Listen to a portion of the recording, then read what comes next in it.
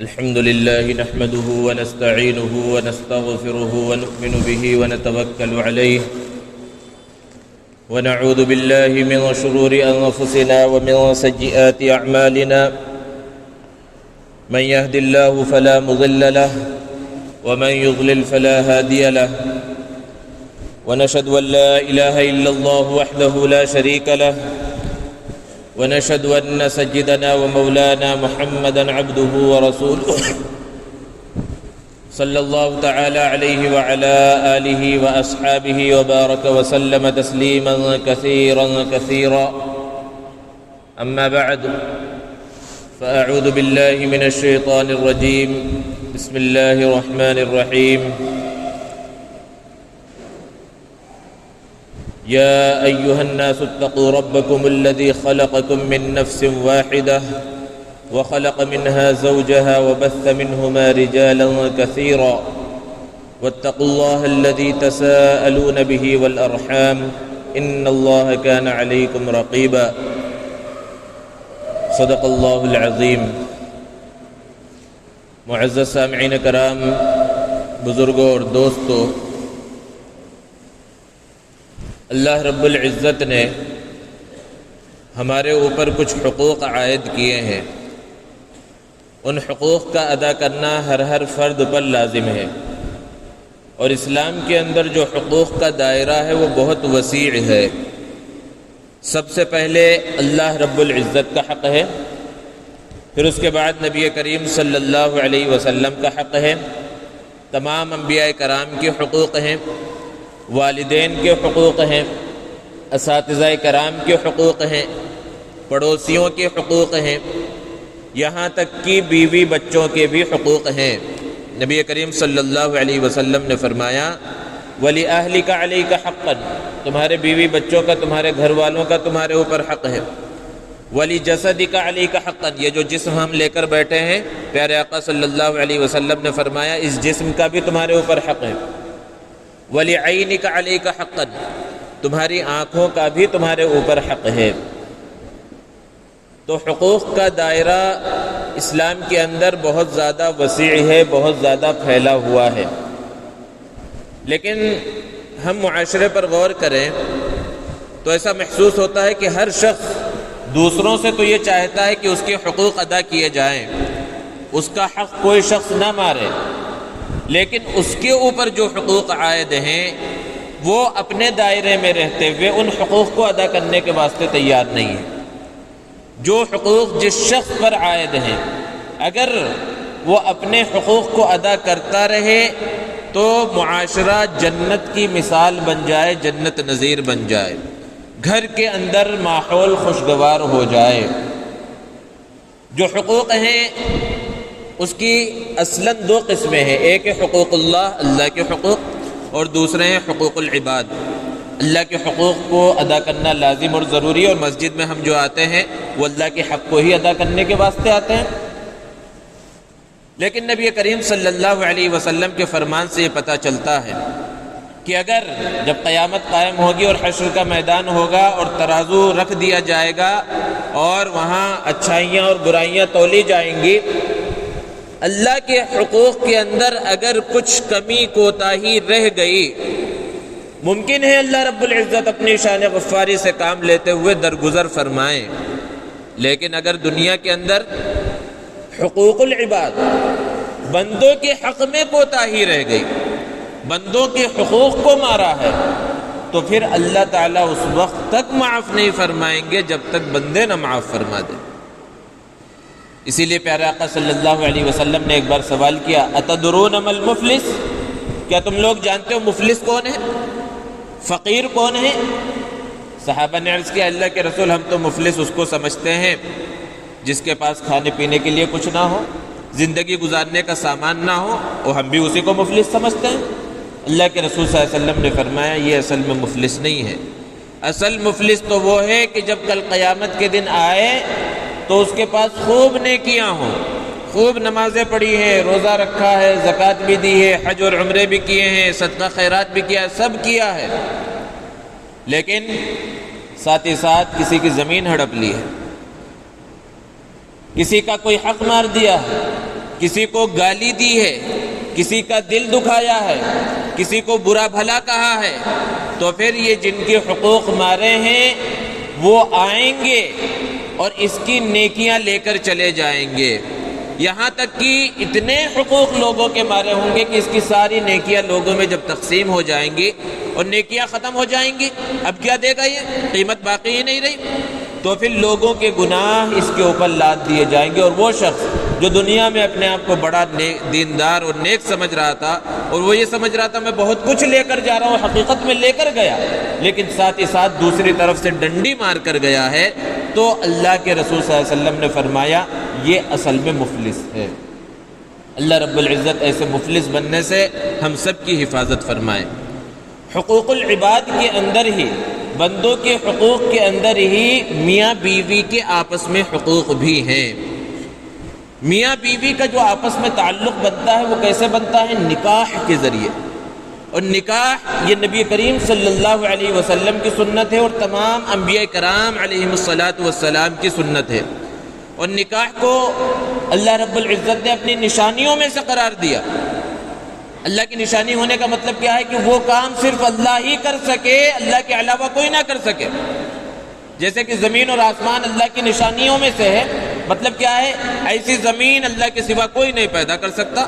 ایسا آسمان اللہ کے سوا کوئی نہیں پیدا کر سکتا، پانی کا برسانا اللہ کی نشانی ہے، پانی اللہ کے سوا کوئی نہیں برسا سکتا۔ اسی طرح اللہ نے فرمایا وَآیَةٌ لَهُمُ الْأَرْضُ الْمَيْتَةُ،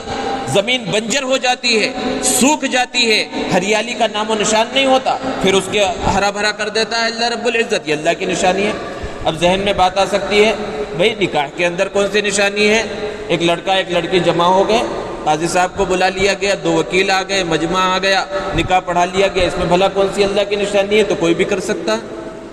لیکن آپ غور کریں تو پتہ چلے گا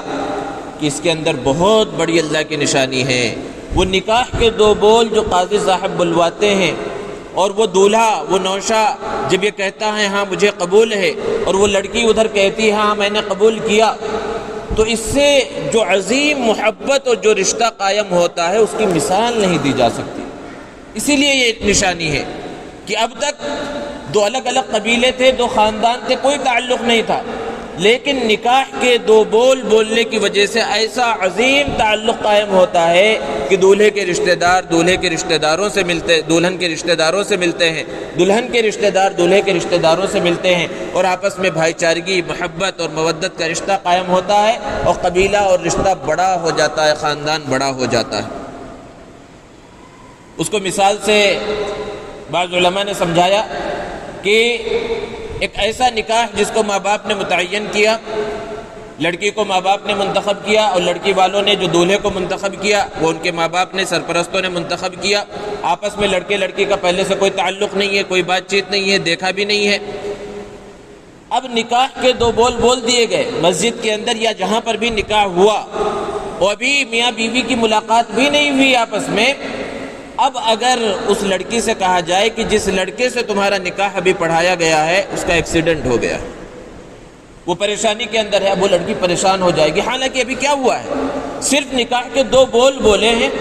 ابھی ملاقات بھی نہیں ہوئی، ابھی دیکھا تک نہیں ہے، لیکن وہ پریشان ہو جائے گی۔ اور اگر اس سے اس نکاح کے دو بول بولنے سے پہلے کہا جاتا بھائی ایک لڑکے کا ایکسیڈنٹ ہو گیا، تو ہم روزانہ نیوز میں، اخبارات میں، اور آج کل سوشل میڈیا کا زمانہ، ہزاروں ایکسیڈنٹ کے واقعات پڑھتے رہتے ہیں، بس تھوڑا سا افسوس کر لیے چلیے، کس کا افسوس کریں گے؟ اسناد یہی سوچتا ہے کہ روز ہزاروں لوگ ایکسیڈنٹ میں مارے جاتے ہیں، زخمی ہوتے ہیں، کس کا افسوس کیا جائے؟ لیکن وہ نکاح کے دو بول کے اندر اتنی طاقت اور ایسی عظیم محبت ہوتی ہے کہ اس کے بعد وہ لڑکی پریشان ہو جاتی ہے۔ اسی کے برعکس لڑکے سے بھی یہ کہا جائے کہ جس لڑکی سے تمہارا نکاح پڑھایا گیا تھا وہ بیماری میں مبتلا ہے، وہ پریشان ہے، تو اب یہ پریشان ہو جائے گا۔ یہی ہے دراصل اللہ کی نشانی۔ تو نکاح کی وجہ سے جو رشتہ قائم ہوتا ہے بڑا عظیم رشتہ ہے۔ اس رشتے کا تقاضا کیا ہے کہ اس رشتے کو ہمیشہ باقی رکھا جائے، اس رشتے کو باقی رکھنے کی کوشش کی جائے۔ آج معاشرے پر نظر ڈالیں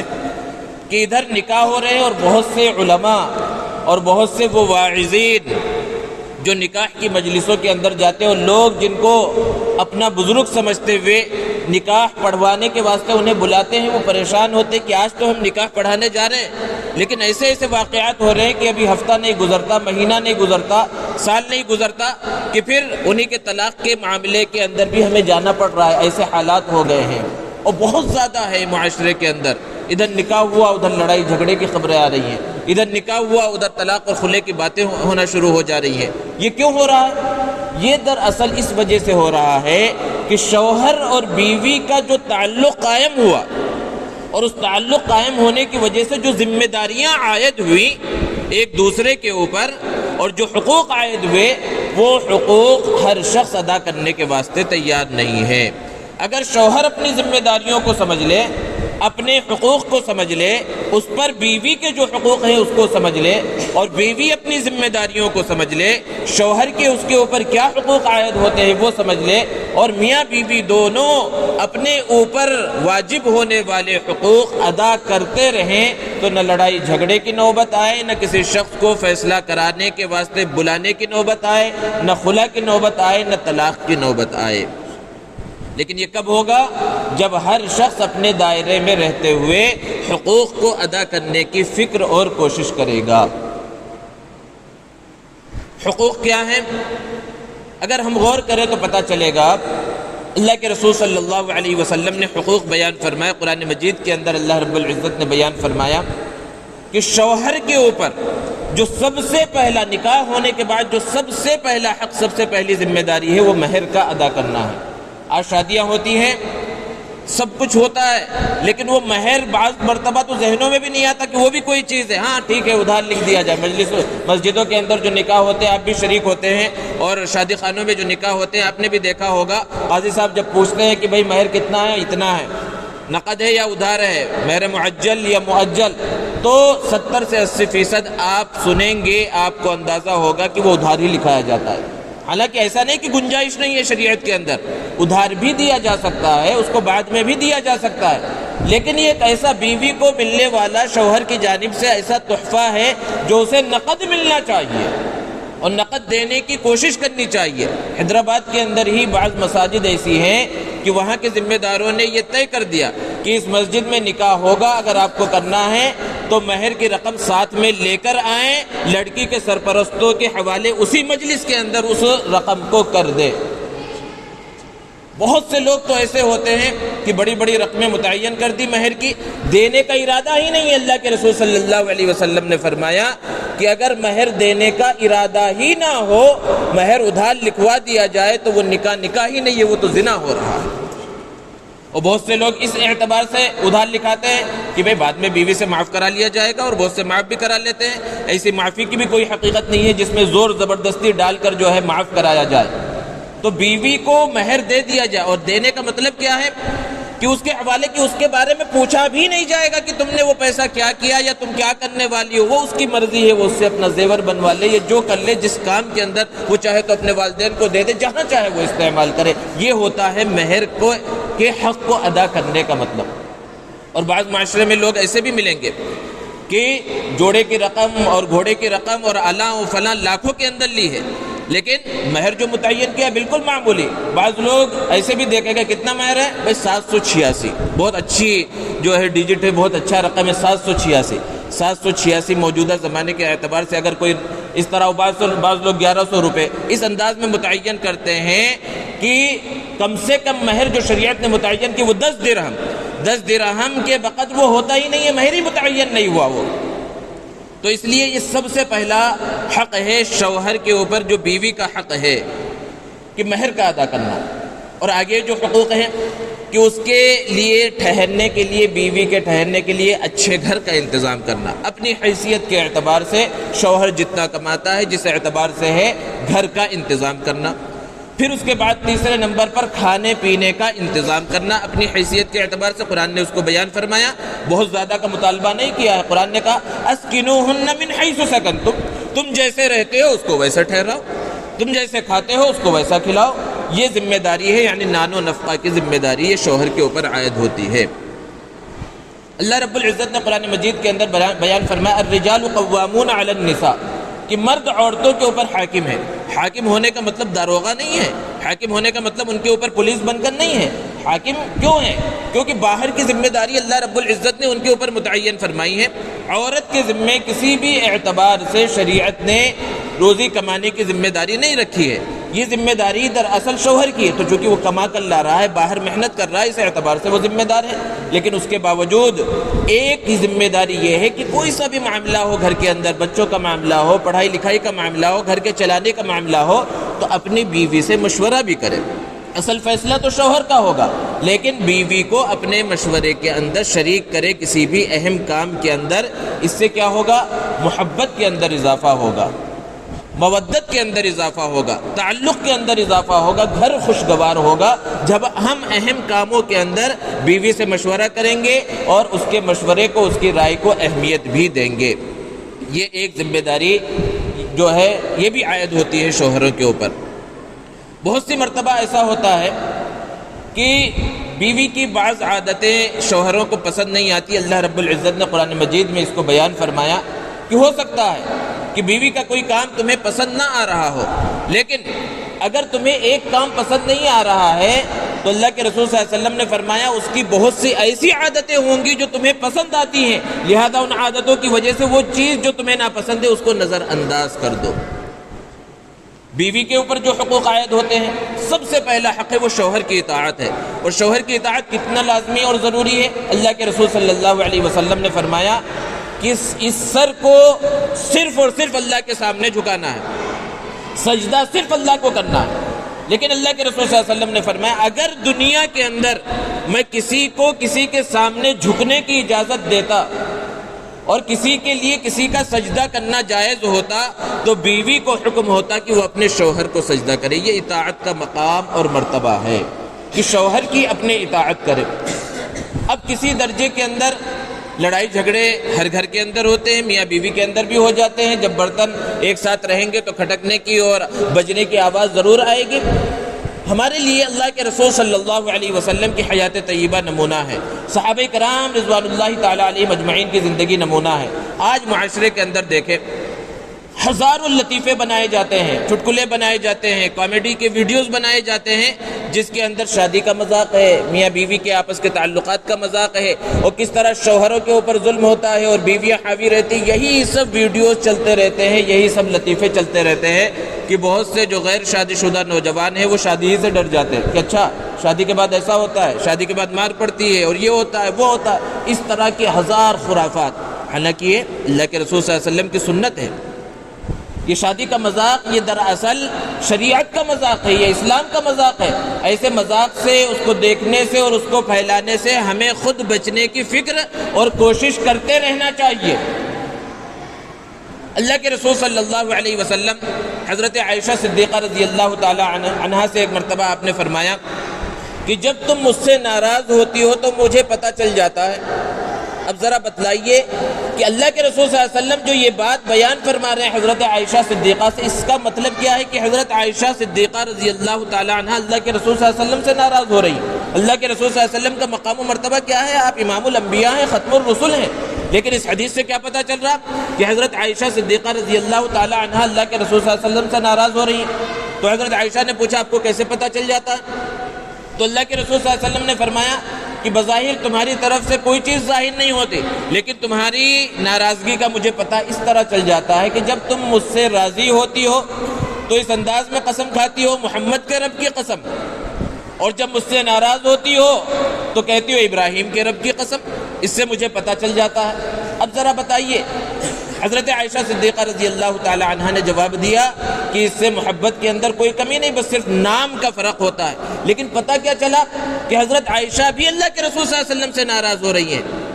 اور پھر اللہ کے رسول صلی اللہ علیہ وسلم اس کو برا نہیں سمجھ رہے ہیں، آپ صلی اللہ علیہ وسلم اس معاملے کو حل کر رہے ہیں۔ تو کیا پتہ چلا کہ تھوڑی بہت اونچ نیچ لڑائی جھگڑا ہو سکتا ہے، اس کو آپس میں حل کرنے کی کوشش اور فکر کرنی چاہیے، اس معاملے کو آگے بڑھانا نہیں چاہیے۔ حضرت عائشہ صدیقہ رضی اللہ تعالی عنہا پر الزام لگایا گیا، تہمت لگائی گئی۔ قرآن مجید کے اندر اللہ رب العزت نے اس کو بیان فرمایا اور منافقین نے الزام لگایا، تہمت لگائی۔ اللہ کے رسول صلی اللہ علیہ وسلم کے واسطے بہت بڑا حادثہ تھا، حضرت ابو بکر صدیق رضی اللہ تعالی عنہ کے واسطے بہت بڑا حادثہ تھا، حضرت عائشہ کے واسطے بھی بہت بڑا حادثہ تھا۔ پھر ایک مدت کے بعد قرآن مجید کے اندر تقریباً ایک رکوع کے اندر اللہ رب العزت نے ان کی برات کو ظاہر فرمایا کہ حضرت عائشہ صدیقہ رضی اللہ تعالی عنہا بری ہیں، جو الزام لگایا گیا ہے وہ الزام بالکل جھوٹا ہے، غلط ہے۔ جب یہ آیتیں نازل ہوئی اللہ کے رسول صلی اللہ علیہ وسلم پر، حضرت ابو بکر صدیق رضی اللہ تعالی عنہ جو حضرت عائشہ صدیقہ رضی اللہ تعالی عنہ کے والد ہیں، کہا اٹھو کھڑے ہو جاؤ، اللہ کے رسول صلی اللہ علیہ وسلم کا استقبال کرو۔ تو حضرت عائشہ صدیقہ رضی اللہ تعالی عنہ کھڑی نہیں ہوئی اپنے بستر سے، حضور صلی اللہ علیہ وسلم وہیں موجود ہیں۔ حضرت عائشہ صدیقہ رضی اللہ تعالی عنہ نے فرمایا کہ اس براءت پر تو میں صرف اللہ کا شکر ادا کروں گی کہ اللہ نے میری براءت نازل فرمائی۔ ایسا محسوس ہوتا ہے آپ لوگ بھی مجھے غلط سمجھ رہے تھے۔ تو بظاہر دیکھیے اللہ کے رسول صلی اللہ علیہ وسلم کے سامنے حضرت ابو بکر صدیق جو حضرت عائشہ کے والد ہیں، اللہ کے رسول صلی اللہ علیہ وسلم کے سمدی ہیں، انہوں نے کھڑے ہونے کے لیے کہا، لیکن ناز اور نخرہ جسے کہا جاتا ہے اس کے اندر حضرت عائشہ صدیقہ رضی اللہ تعالی عنہ نہیں کھڑی ہوئی، اور اللہ کے رسول صلی اللہ علیہ وسلم نے بھی اس کو کچھ بھی برا نہیں سمجھا، اس ناز اور نخرے کو آپ صلی اللہ علیہ وسلم نے اٹھایا۔ تو یہ چیزیں اللہ کے رسول صلی اللہ علیہ وسلم کی سیرت کے اندر جو موجود ہیں، یہ کیوں موجود ہے؟ یہ واقعات امت کے سامنے احادیث کے اندر کیوں آئے؟ تاکہ اس سے انسان سبق لے، اس کو سمجھنے کی کوشش کرے کہ کس طرح معاملات کو حل کیا جاتا ہے، کس طرح ذمہ داریاں اٹھائی جاتی ہیں۔ تو شوہر کی جو ذمہ داریاں ہیں وہ الگ ہیں، اور بیوی کی جو ذمہ داریاں ہیں وہ پہلے نمبر پر شوہر کی اطاعت ہے، اور پھر اس کے بعد گھر کے تمام معاملات کو سنبھالنا، اور شوہر کے مال کی اور اس کی عزت اور آبرو کی حفاظت کرنا، جس کا تذکرہ حدیث میں اللہ کے رسول صلی اللہ علیہ وسلم نے فرمایا۔ شوہر کے مال کی حفاظت کا مطلب کیا ہے؟ کہ بغیر شوہر کی اجازت کے اس کے مال کو خرچ نہ کرنا، اور شوہر جس اعتبار سے، کیونکہ ہر ایک کے کمانے کا انداز الگ ہے، ہر ایک کی کمائی زیادہ نہیں ہوتی، جس اعتبار سے کماتا ہے اسی اعتبار سے اپنے اور اپنے بچوں اور گھر کے خرچے کو رکھنا، گھر کو سنبھال کر چلنا، کیونکہ گھر کو سنبھالنے کی ذمہ داری یہ خاتون کی ہوتی ہے، ایک عورت کی ہوتی ہے۔ اور شوہر کی عزت کی حفاظت کا مطلب کیا ہے؟ کہ اگر کسی کے بارے میں، چاہے وہ رشتوں میں سے ہی کوئی ہو، رشتہ داروں میں سے ہی کوئی ہو، شوہر ناپسند کرتا ہو کہ وہ اس کے گھر کے اندر نہ آئے، تو پھر بیوی کی یہ ذمہ داری ہے کہ پھر ایسے شخص کو اس کے گھر کے اندر آنے کی اجازت نہ دے۔ اس سے مراد دور کے رشتہ دار ہیں، ورنہ شوہر کو یہ حق نہیں ہے کہ اگر لڑکی کے والدین یا اس کے بھائی وغیرہ آ رہے ہیں تو ان کے آنے سے جو ہے منع کرے۔ کوئی ایسا رشتہ دار جو دور کا رشتہ دار ہے، چاہے وہ شوہر کا رشتہ دار ہو یا پھر بیوی کا رشتہ دار ہو، یا کوئی عام شخص ہو جس سے بات کرنے کو یا جس سے ملنے کو یا جس کے گھر میں آنے کو شوہر ناپسند کرتا ہے، تو پھر یہ عورت کی ذمہ داری ہے کہ اس شخص کو اس کے گھر کے اندر آنے کی اجازت نہ دے۔ یہ بیوی کی ذمہ داریوں میں سے ہے۔ یوں تو حقوق کا دائرہ بہت وسیع ہے، اولاد کی ذمہ داری یہ بھی ہے۔ آپ شریعت مطہرہ کو پڑھیں اور قرآن مجید کو، احادیث کے ذخیرے کو اٹھا کر دیکھیں تو کہیں پر بھی آپ کو یہ نہیں ملے گا کہ گھر کے اندر کھانا بنانے کی ذمہ داری یہ عورت کی ہے۔ ہم نے تو طے کر دیا کہ کھانا جو بنانا ہے وہ عورت کی ذمہ داری ہے، صراحت کے ساتھ آپ کو یہ بات نہیں ملے گی۔ لیکن اللہ کے رسول صلی اللہ علیہ وسلم کے حالات کو آپ دیکھیے، اور آپ صلی اللہ علیہ وسلم اور حضرت فاطمہ الزہرا رضی اللہ عنہا اور حضرت علی رضی اللہ تعالی عنہ کے معاملات کو دیکھیے، تو اس سے یہ اس بات کا اشارہ ملتا ہے کہ گھر کے باہر کے جو کام ہوں گے، اور گھر کے باہر کے کام میں کھانا پکانا نہیں آتا وہ مردوں کی ذمہ داری ہے، اور گھر کے جو اندرونی کام ہیں اس کی ذمہ داری عورت کی ہے۔ اللہ کے رسول صلی اللہ علیہ وسلم حضرت فاطمہ الزہرا رضی اللہ تعالی عنہ اپنے صاحبزادی لخت جگر ہیں، اور حضرت علی رضی اللہ تعالی عنہ جو آپ کے داماد ہیں ان کے گھر تشریف لے جاتے، تو بے شمار واقعات اور احادیث کے اندر یہ بات ملتی ہے کہ جب آپ تشریف لے جاتے، حضرت فاطمہ الزہرا رضی اللہ تعالی عنہ گھر کے کام کاج کے اندر مشغول رہا کرتی تھی۔ اس سے محدثین نے اس بات کو بیان فرمایا کہ گھر کے کام کاج کی وہ ذمہ داری وہ خاتون کی ہے، اس کو سنبھالنا چاہیے، لیکن ایسا ہو سکتا ہے کہ عورت بیمار ہو اور بیماری کے مراحل آتے رہتے ہیں۔ اللہ کے رسول صلی اللہ علیہ وسلم کی حیات طیبہ کو اٹھا کر دیکھیں، اللہ کے رسول صلی اللہ علیہ وسلم نے بہت سی مرتبہ گھر کا کام کیا، اور گھر کے کام کے اندر اپنے آپ کو شامل کرنا اور گھر کے کام میں خود شامل ہونا، یہ اللہ کے رسول صلی اللہ علیہ وسلم کی سنت ہے۔ حضرت عائشہ صدیقہ رضی اللہ تعالی عنہ بیان فرماتی ہیں کہ اللہ کے رسول صلی اللہ علیہ وسلم تو گھر کے اندر جھاڑو بھی لگا دیا کرتے تھے، اس سے عزت کے اندر کمی نہیں آتی۔ جب اللہ کے رسول صلی اللہ علیہ وسلم نے اس کام کو کر کے بتلایا، اس سے کیا ہوگا؟ گھروں کے اندر ایک تو بیوی جو بیمار ہے اس کو آرام مل جائے گا، اور پھر وہ محبت اور مودت پیدا ہوگی جس کا جو ہے اندازہ اور تصور نہیں کیا جا سکتا۔ اس لیے اللہ کے رسول صلی اللہ علیہ وسلم گھر کے چھوٹے موٹے کام خود کر دیا کرتے تھے، یہاں تک کہ جھاڑو تک اللہ کے رسول صلی اللہ علیہ وسلم نے جب لگایا، اور احادیث کے اندر اس کا تذکرہ موجود ہے۔ اب اس کے اوپر مذاق بنایا جا رہا ہے آج کے زمانے میں کہ اگر کوئی شوہر گھر کے کوئی کام کر رہا ہے تو اس کی ویڈیو ڈالی جا رہی ہے، اس کے اوپر ہنسی مذاق کہ شادی کے بعد جو ہے یہی کام کر رہا ہے، اور یہ تو کام اللہ کے رسول صلی اللہ علیہ وسلم نے کیا ہے، یہ تم عام شوہروں کا اور عام میاں بیوی کا مذاق نہیں اڑا رہے، یہ تو اللہ کے رسول صلی اللہ علیہ وسلم کا مذاق اڑا رہے ہو، یہ دین کا مذاق اڑایا جا رہا ہے، یہ شریعت کا مذاق اڑایا جا رہا ہے۔ اس لیے ان سب چیزوں کو سمجھنے کی ضرورت ہے۔ تو جب دونوں طرف سے جو حقوق عائد ہوتے ہیں ان حقوق کو ادا کرنے کی فکر اور کوشش کی جائے گی تو پھر گھر وہ جنت کی نظیر بن جائے گا، اور پھر خلا کی اور لڑائی جھگڑوں کی اور طلاق کی نوبت نہیں آئے گی۔ لیکن بہت سی مرتبہ ایسا ہوتا ہے کہ کسی وجہ سے، مزاج کے نہ ملنے کی وجہ سے یا کسی اور وجہ سے آپس میں ملاپ نہیں ہو پاتا، آپس میں مزاج نہیں مل پاتا، اور روز روز کے لڑائی جھگڑے ہیں۔ اللہ رب العزت نے قرآن مجید کے اندر تفصیل سے ان مسائل کو کس طرح حل کیا جائے اس کو بیان فرمایا کہ بار بار لڑائی جھگڑے ہو رہے ہیں، آپس میں جو ہے نا اتفاقی ہے، تو سب سے پہلا مرحلہ کیا ہے کہ خود ان مسائل کو حل کرنے کی فکر اور کوشش کی جائے، گھر کے ہی کسی تیسرے فرد کو شامل نہ کیا جائے، والدین تک کو اور دوسرے لوگوں کو اس مسئلے کے اندر بند کمرے میں مسائل کو حل کیا جائے، اس سے بھی مسئلہ حل نہ ہو۔ اگلا مرحلہ اللہ رب العزت نے بیان فرمایا جس کے اندر بھی کوئی تیسرا شامل نہیں ہوگا، اور وہ کیا ہے کہ اپنے بستر کو الگ کر لیا جائے۔ عام طور پر ایک جگہ پر لیٹتے ہیں، بستر کو الگ کر لیا، پلنگ پر لیٹنے کے بجائے شوہر الگ لیٹنے لگا، اس سے کیا ہوگا کہ جو آپس میں نا اتفاقی ہے، ممکن ہے اگر چھوٹی موٹی باتیں ہیں تو اس سے وہ نا اتفاقی ختم ہو جائے گی اور پھر معاملہ حل ہو جائے گا، لیکن اس سے بھی مسئلہ حل نہیں ہو رہا ہے۔ پھر آگے اللہ رب العزت نے حکم دیا، طلاق